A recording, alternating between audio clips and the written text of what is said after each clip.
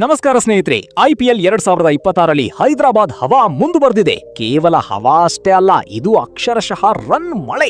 Rajasthan Royals ಕೊಟ್ಟಿದ್ದ 229 ರನ್ಗಳ ಬೃಹತ್ ಗುರಿಯನ್ನ ಹೈದರಾಬಾದ್ ಚೇಸ್ ಮಾಡಿದೆ ಅಂದ್ರೆ ನಂಬಲೇಬೇಕು.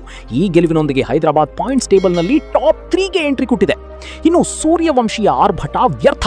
ಮೊದಲು ಬ್ಯಾಟಿಂಗ್ ಮಾಡಿದ ರಾಜಸ್ಥಾನ್ ಪರ ವೈಭವ್ ಸೂರ್ಯವಂಶಿ ಅಕ್ಷರಶಃ ಸುನಾಮಿ ಎಬ್ಬಿಸಿದ್ರು.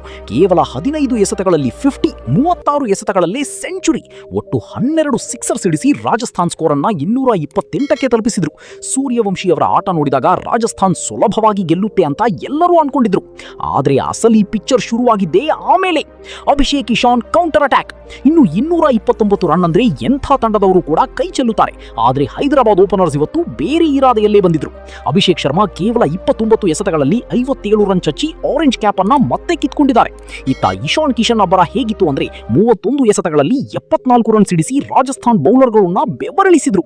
ಇವರಿಬ್ಬರ ಆಟ ನೋಡಿದ್ರೆ 229 ರನ್ ಟಾರ್ಗೆಟ್ ಕೂಡ ತುಂಬಾ ಚಿಕ್ಕದಾಗಿ ಕಾಣಿಸ್ತಾ ಇತ್ತು. ಬೌಲಿಂಗ್ ನಲ್ಲಿ ಮಲಿಂಗಾ ಮ್ಯಾಜಿಕ್.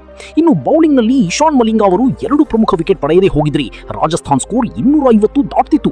ಹೈದರಾಬಾದ್ ಪ್ಲಾನ್ ಇವತ್ತು ಪಕ್ಕಾ ವರ್ಕ್ ಆಗಿದೆ. ಒಟ್ಟಿನಲ್ಲಿ ಸತತ 4ನೇ ಗೆಲುವು ದಾಖಲಿಸಿರುವ ಹೈದರಾಬಾದ್ ಈಗ ಪ್ಲೇ ಆಫ್ ನತ್ತ ಭರ್ಜರಿಯಾಗಿ ಹೆಜ್ಜೆ ಹಾಕಿದೆ. ಇನ್ನು ಸೂರ್ಯವಂಶಿ ಅವರ ಅದ್ಭುತ ಶತಕ ವ್ಯರ್ಥವಾಯಿತು ಅನ್ನೋದು ರಾಜಸ್ಥಾನ್ ಅಭಿಮಾನಿಗಳಿಗೆ ಬೇಸರದ ಸಂಗತಿಯಾದರೆ ಹೈದರಾಬಾದ್ ಫ್ಯಾನ್ಸ್ ಮಾತ್ರ ಫುಲ್ ಖುಷಿಯಲ್ಲಿದ್ದಾರೆ. ಹಾಗಾದ್ರೆ ಸ್ನೇಹಿತರೆ, ಹೈದರಾಬಾದ್ ತಂಡದ ಈ ಪರ್ಫಾರ್ಮೆನ್ಸ್ ಬಗ್ಗೆ ನಿಮ್ಮ ಅಭಿಪ್ರಾಯವೇನು? ಕಮೆಂಟ್ ಮಾಡಿ ತಿಳಿಸಿ. ಧನ್ಯವಾದಗಳು.